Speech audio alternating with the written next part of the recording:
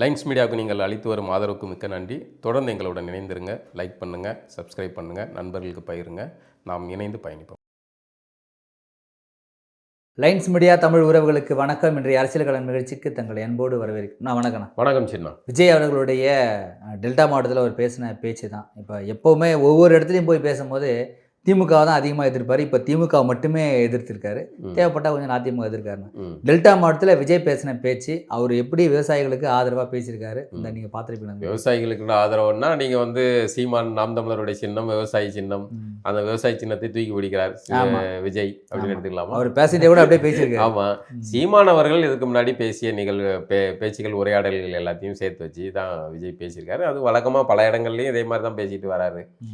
அதனால நிறைய வீடியோக்கெல்லாம் சொல்லி காப்பி கேட்டு அப்படின்ட்டு தவிர்க்க முடியாது. கதைகள் சொல்கிறது, சீமான் சொல்கிற கதைகளை காப்பி அடிக்கிறதுல ஆரம்பிச்சு இப்போ அந்த பகுதிகளுக்கு ஏற்ப விஜய் அவர்கள் வந்து ஒன்று அவர் வந்து நல்ல நடிகர் அப்படிங்கும்போது அந்த எந்த பகுதிக்கு ஏற்ற எந்த மாதிரியான வேஷம் போடணும் அப்படிங்கிற மாதிரியே அவர் வந்து கிளம்பி வரார் போல இருக்கு. இப்போ தஞ்சாவூர் போனனால டெல்டா பகுதி, அதனால் விவசாயி வேடம் போட்டணும்னு ஒரு பஞ்சு துண்டை போட்டுக்கிட்டு அப்படி பயணம் செய்கிறார். விரலுக்கு ஏற்ற வீக்குன்ற மாதிரி மண்ணுக்கான பிரச்சனையை பேசுறதுனா ஒரு தலைவருக்கான அழகு. அது சரிதான். டெல்டா மாவட்டத்தில் என்ன குறைகள்ன்றத மக்கள்கிட்ட எடுத்து சொல்றாரு. அதன் முடிய தன்னுடைய வாக்குகளை அறுவடை செஞ்சுக்கான ஒரு முன்னெச்சரிக்கையாக வேலை செய்கிறாரு. அது ஒரு நடிப்புல இப்போ நம்ம அதை எப்படி எடுத்துக்கிட்டதுன்னா, விஜய் அவர்களோட இதை எந்தெந்த பகுதிக்கு என்னென்ன நடிப்பு வேஷம் தேவை, பழமுக மன்னன் ஜோ அப்படின்னு ஒரு கதை சின்னது வரும். அது மாதிரி இவர் பழமுக மன்னனா வந்து ஒவ்வொரு பகுதியில் வேஷம் போடுறாரு. உரைன்னு எடுத்துக்கிட்டிங்கன்னா நல்ல உரை தான். திமுகவே கண்டிக்கிறாரு, விமர்சிக்கிறார் அப்படிங்கிற அடிப்படையில் நம்ம அதை வந்து ஆதரிக்கிறோம். அதனால் அது இல்லை.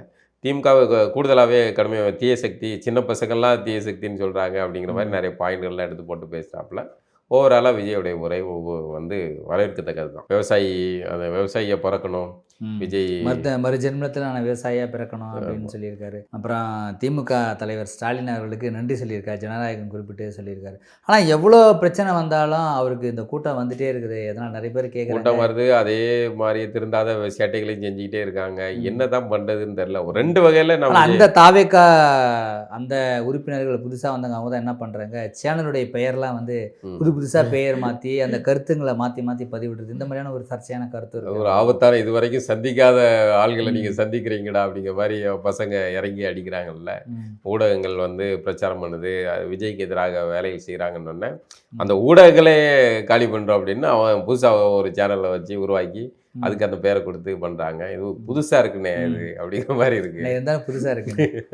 அது மாதிரி விஜயோடைய வரவு ரெண்டு வகையான சிக்கல். ஒன்று, தமிழ் இனம் மீண்டும் இந்த மாதிரியான சினிமா பகுதியில் போய் சிக்குது அப்படிங்கிற ஒரு வருத்தம்.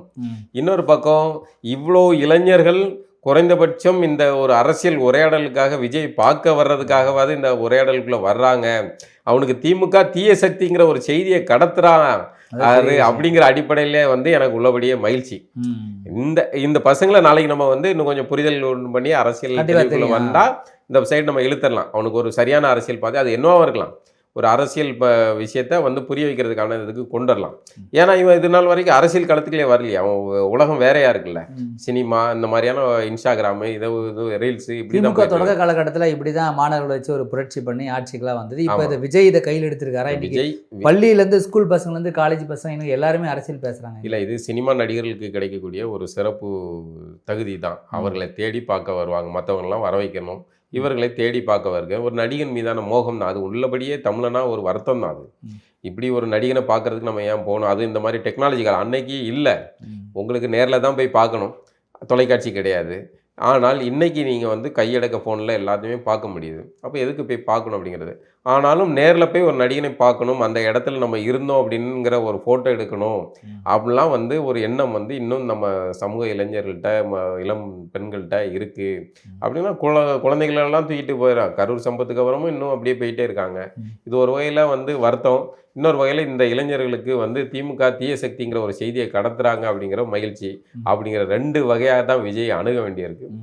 எப்படி பார்த்தாலும் விஜய் திமுகவை அடிக்கிறார் அப்படிங்கிறனால நம்ம வந்து அடிங்க அப்படின்னு வேடிக்கை பார்க்கலாம். இதில் வந்து நம்ம போய் விஜய் வந்து டேமேஜ் பண்ண வேண்டியது இல்லை அப்படிங்கிறது தான் என்னுடைய பார்வை. வணக்கம் நண்பர்களே. லைன்ஸ் மீடியா நண்பர்களின் பங்களிப்பில் இயங்கக்கூடிய சுதந்திரமான ஊடகம். நீங்களும் இந்த ஊடக பயணத்தில் துணையாக வர விரும்பினால் இந்த வங்கி கணக்கின் மூலமாகவோ ஜாயின் பட்டன் மூலமாகவோ உங்கள் பங்களிப்பை செலுத்தலாம். நன்றி. நான் இதனை அடுத்து வந்து திருச்சியுடைய ஒரு ரயில்வே நுழைவாயில வந்து கருத்தவ்ய துவார் அப்படின்னு ஏதோ ஒரு பேர் வாயில வச்சிருக்காங்க. நுழைவாட்டுக்குள்ள வரல எனக்கு. அது ஒரு ஆனா ரொம்ப நுழைவாயில் நேரம் மனப்பாடம் பண்ணேன் ஆனா வரல எனக்கு அது. முடியலல்ல. ம். அது ஒரு நுழைவாயில். ம். நுழைவாயிலுக்கு இந்தியில ஒரு பெயரு கத்வாய துவார் துவார். அப்படிங்கிறது ஒரு பெயரு. அது ஒரு நுழைவாயில், பணிமனை நுழைவாயில் அப்படிங்கிற பொருள் தரக்கூடிய ஒரு இந்தி வார்த்தை. நுழைவாயில இவ்வளவு கஷ்டமா இருக்கு. அதையே வாய்க்குள்ள நுழையிறதுக்கு இவ்வளவு கஷ்டமா இருக்கு. முதல்வர் ஸ்டாலின் அவர்கள் கூட அதை சொல்லியிருக்காரு. இந்த விஷயம் ஏதோ ஒரு வகையான ஏதோ ஒரு அதிகாரிகள் வந்து செய்யற ஒரு செயல். அவனுக்கு வந்து அதை அப்படியே இந்தி வார்த்தையை அப்படியே இல்ல தமிழ்ல ஒரு எழுதணும். அதிகாரி அந்த மாதிரி பண்ண முடியுமா? ஒரு அதிகாரிக்கு அந்த அந்த அளவுக்கு உரிமை இருக்கா? அதிகாரி செய்யலாம். அவன் வந்து அதை வந்து இதுக்கு வந்து மோடி கிட்ட போய் ஆலோசனை கேட்டு பண்ணிருப்பாங்கன்னு நான் நினைக்கல. ம். அதே சமயம் உத்தரவும் வந்திருக்கலாம். ஆ. ஏன்னா எல்லாத்தையுமே அப்படியே எழுதுங்க அப்படிங்கிறது. இப்போ அதுக்கு பணியிடை அகம் ஏதோ ஒரு வார்த்தை போடலாம்ல, அல்லது பணியாளர்கள் நுழைவாயில் அந்த மாதிரி ஏதோ ஒரு வார்த்தை. அதுக்கு என்ன பொருள்னு தெரியாது. நிறைய பேர் வந்து நம்ம ஆளுங்க வந்து பேக்கரி அடுமனைன்னு மொழிபெயர்ப்பாங்க. நம்ம வந்து மொழிபெயர்க்கிறது ஒன்று அதோடைய வார்த்தையை அப்படியே எடுத்து மொழிபெயர்த்துக்கணும். இல்லைன்னா இது வந்து அரசு அலுவலகம், அரசு பணியிடம் அப்படிங்கும்போது அதோடைய பெயரை வந்து சரியான மொழிபெயர்ப்பில் எழுதியிருக்கணும். இவங்க அப்படியே எழுதி வச்சுருக்காங்க. இது என்ன ஆகுதுன்னா வந்து திமுகவுக்கு வந்து சந்தர்ப்பத்துக்காக காத்துக்கிட்டு இருக்காங்க. இவங்க வந்து அரசியலுக்கு வாய்ப்பை ஏற்படுத்தி கொடுக்குறாங்க. இப்போ மீண்டும் இந்தி திணிப்பு அப்படின்ட்டு. இப்போ இந்தி திணிப்பை வந்து இவ்வளோ அதில் நீங்கள் திமுகவை அடிச்சிக்க முடியாங்க. மொத்த கூட்டமும் கரெக்டாக வந்து கிளம்பி வந்துடுறாங்க பாருங்க. அந்த ஒரு இஷ்யூ ஒரு எங்கேயோ ஒரு திருச்சியில் இருக்கிற ஒரு நுழைவாயில் ஒரு விஷயத்த எவ்வளோ ட்ரெண்ட் செட்டிங்காக மாற்றுறாங்க, ட்ரெண்டாக மாற்றுறாங்க பாருங்கள். எல்லாரும் பேசுகிறாங்க. கடைசியில் வந்து பாஜக தமிழிசேக்கா வரைக்கும் வந்து இது வந்து தவறு அப்படின்னு அவர்கள் சொல்கிற நிலைக்கு தள்ளுறாங்கல்ல. இந்த வகையில் மகிழ்ச்சி தான். பாஜகவை சேர்ந்தவர்கள் வந்து இந்தி வார்த்தையை அப்படியே தூக்கி எழுதி வச்சுருக்காங்க அப்படிங்கிறத வருத்தம் தெரிவிக்கிற அளவுக்கு பேசுகிறாங்கல்ல. இந்தி திணிப்பு மும்மொழி கொள்கை அப்படின்னு பேசிக்கிட்டு இருக்க அவங்களே நிலை கொண்டாடுறாங்க. ஆமாம். அது இன்னொரு பக்கம் திமுக இந்த மாதிரியான விஷயங்களை கண்டிக்கிறதுக்கு திமுகவுக்கு யோக்கியதை இருக்கா அப்படிங்கிற ஒரு கேள்வி இருக்குது. அவர்கள் நடத்துகிற பள்ளிக்கூடத்தில் ஆரம்பித்து இந்த திணிப்பு எல்லாத்தையுமே ஏற்றுக்கிட்டு நீங்கள் இந்த விஷயத்த பேசுறதுக்கு என்ன யோக்கியதை இருக்கு? பொது கட்டிடத்துக்கு இந்த மாதிரி பேர் வைக்கிறதுல திமுக கண்டிக்காமல் வேற யாரும் கண்டிக்க முடியும்? அதிகாரத்தில் அவங்க தான் இருக்காங்க. அதை தான் அவர்கள் திமுகவை பயன்படுத்தி, அதாவது இந்தியை பயன்படுத்தி அதிகாரத்தை பிடித்தவர்கள் அப்படிங்கிறனால அவர்களுக்கு இந்த சின்ன சின்ன வாய்ப்பை கூட விட்டுற மாட்டாங்க. அவர்கள் ரொம்ப அழகாக பயன்படுத்திக்கிடுவாங்க. இப்போ இதை கண்டிக்கிறீங்க நீங்கள், நம்ம எல்லாருமே தான் கண்டித்தோம். எதுக்கு ஏன் நாயுடு பழம் வச்சிங்கன்னு கேட்டோம். நீங்கள் அதை வந்து எடுத்துருக்கணும்ல. நீங்கள் சிதம்பரனார்னு கரெக்டாக அது வைக்க தெரியுது. சிதம்பரம் பிள்ளையே சிதம்பரனார்னு வைக்க தெரியுது. சங்கரலிங்க நாடாரை வந்து சங்கரலிங்கனார்னு வைக்க தெரியுது. முத்துராமலிங்க தேவரை முத்துராமலிங்கனார்னு வைக்க தெரியுது. அப்போது ஜிடி நாயுடுவா ஜிடி பாலன்னு வச்சுட்டு போங்களேன், ஜிடின்னு தெரியுதுல்ல எங்களுக்கு. ஆனால் அது வரை கடைசி வரைக்கும் அதை மாற்றாமல் வச்சுருக்கீங்கள. இந்த நுணுக்கமான அரசியல் என்ன இது இருக்குது? நீங்கள் வந்து இவர்களுக்கு வந்து இந்திக்காரர்கள் இதைத்தான் ஆதிக்கம் சொல்கிறீங்க. நீங்கள் உங்களுடைய இந்த தெலுங்கு ஆதிக்கத்தை என்ன சொல்லுவீங்க? நீங்கள் தமிழில் எழுதுறீங்க, ஆனால் தெலுங்கு ஆதிக்கம். இப்போ ஊரெல்லாம் வந்து சிலையை திறந்து வைக்கிறீங்கள. நிதி இல்லை, மாணவர்களுக்கான உதவித்தொகை கொடுக்கறதுக்கான நிதி இல்லை, அது இல்லை.